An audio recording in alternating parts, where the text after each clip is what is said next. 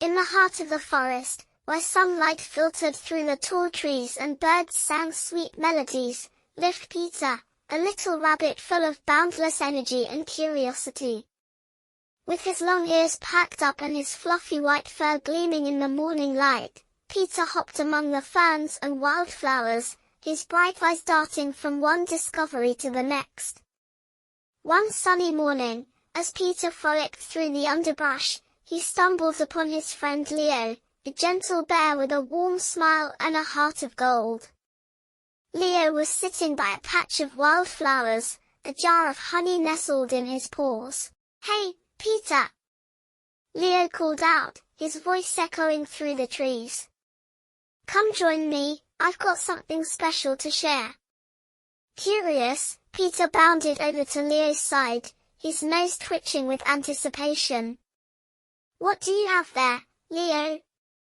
With a grin, Leo held up the jar of honey for Peter to see. "It's honey, straight from the beehive. The sweetest treat in the forest." Peter's eyes widened with delight. He had heard tales of the delicious honey that bees made, and he couldn't wait to try it for himself. "Wow, that looks amazing. Can I have some?" "Of course, my friend," Leo replied, his voice filled with warmth. "Here, take a taste." Carefully, Peter dipped his paw into the jar and scooped up a dollop of honey.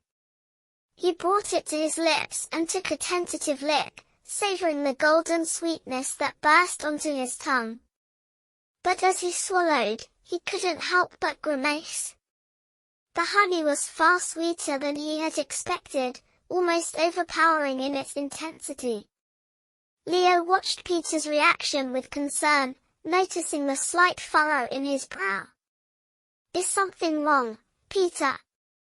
Don't you like it?" Peter hesitated, unsure of how to respond. He didn't want to hurt Leo's feelings, but he also didn't want to pretend to enjoy something he didn't. Taking a deep breath, he decided to be honest. It's a bit too sweet for me, Leo," Peter admitted, his ears drooping slightly. "I'm sorry." Leo's expression softened, and he reached out to pat Peter's shoulder reassuringly. "Hey, it's okay, Peter. Everyone has different tastes. I'm just glad you were honest with me." Peter smiled gratefully, relieved that Leo wasn't upset with him. "Thanks, Leo. I appreciate it." Leo grinned back, his eyes sparkling with warmth. "No problem, buddy. How about we find something else for you to enjoy? I'm sure there's plenty of tasty treats in the forest." With that, the two friends set off on a new adventure, their laughter echoing through the trees as they searched for the perfect snack for Peter. As they wandered deeper into the forest, Peter's spirits lifted, his curiosity piqued by the sights and sounds around him. They stumbled upon a patch of ripe berries, their vibrant colors tantalizing against the backdrop of green foliage. "Look, Leo!" Peter exclaimed, his eyes lighting up with excitement. "Berries! I love berries!" Leo chuckled, nodding in agreement. "They do look delicious, Peter. Let's try some." Together, they plucked the ripest berries from the bushes, savoring the burst of flavor with each juicy bite. Peter's earlier disappointment faded away as he enjoyed the simple pleasure of the forest's bounty.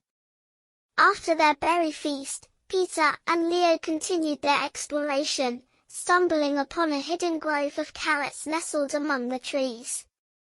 The carrots were crisp and crunchy, their sweetness a perfect complement to the tangy berries they had just enjoyed. As they munched on the carrots, Peter couldn't help but feel grateful for his friend Leo's understanding and support. He realized that honesty was the best policy, even if it meant admitting to not liking something. And with Leo by his side, he knew that he could always be himself, no matter what.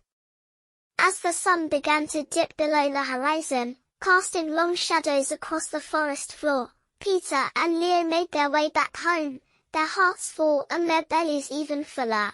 Their friendship had grown stronger that day, forged through honesty, understanding, and a shared love of adventure. And as they settled down for the night, Peter knew that he had found a true friend in Leo, one who would always be there for him, no matter what.